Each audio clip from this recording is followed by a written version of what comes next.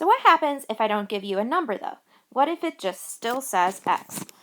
Then we're just going to literally write down the two functions and whatever operation is between them, but occasionally I have a domain issue.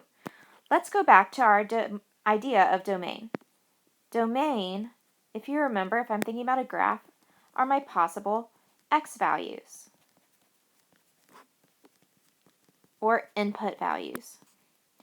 In most equations, I can plug in whatever I want. 2x. I can plug in whatever number I want for 2x, if that's my function. I can multiply any number I want by 2. I could square any number I want. Totally fine. But we have a couple times I have a problem. The first time I have a problem is when x is in the denominator. If I had something like 1 over x, x can't be equal to 0 because that would make it undefined. My next situation is when I have an x under a square root. If I have the square root of x, I need x to be equal to 0 or positive. I need it to be greater than or equal to 0. Otherwise, it makes a negative under the square root, which gives me imaginary numbers, which I don't want right now.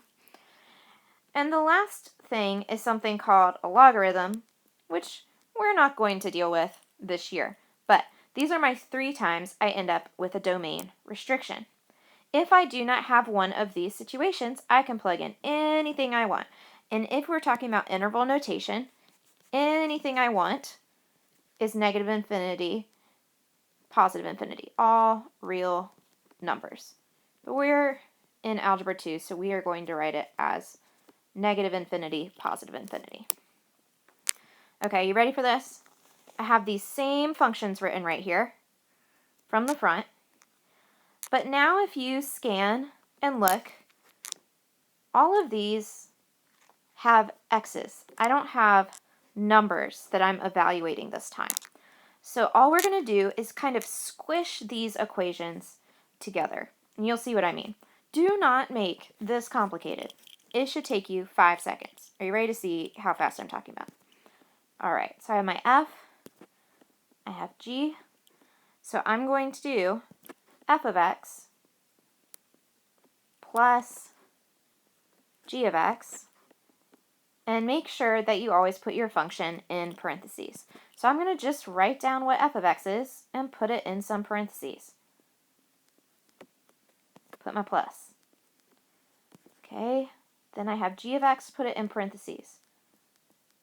Guess what? You're done. Stop. Stop. Do you need to distribute and combine like terms right now? No. The entire point is to just show what the operation is between this. This is because as we get later in math, things are going to get really crazy. So we're going to stop right there.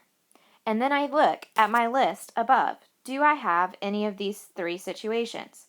Do I have an x in the denominator? No. Do I have an x under the square root?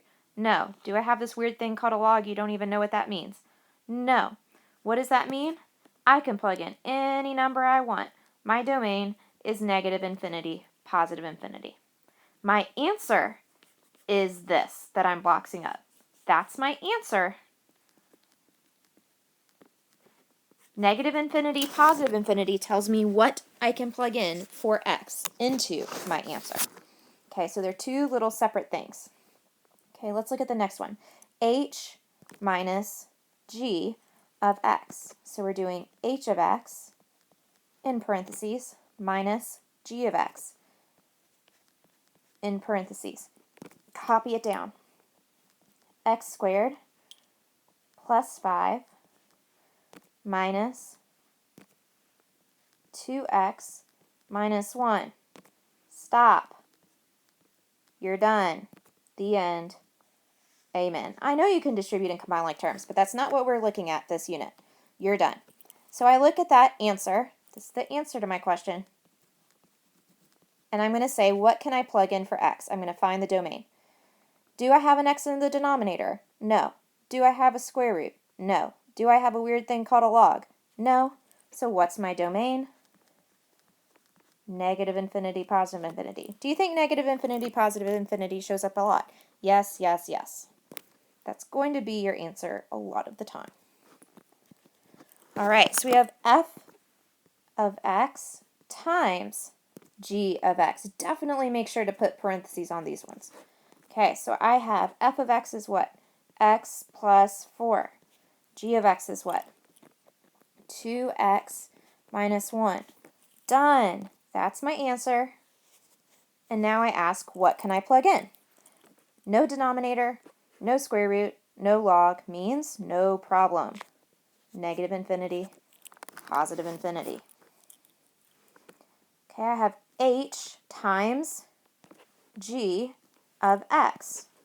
So h of x times g of x, put them in parentheses, so I have h of x, whoops, that's a 5, times g of x, and you're done. This is my answer.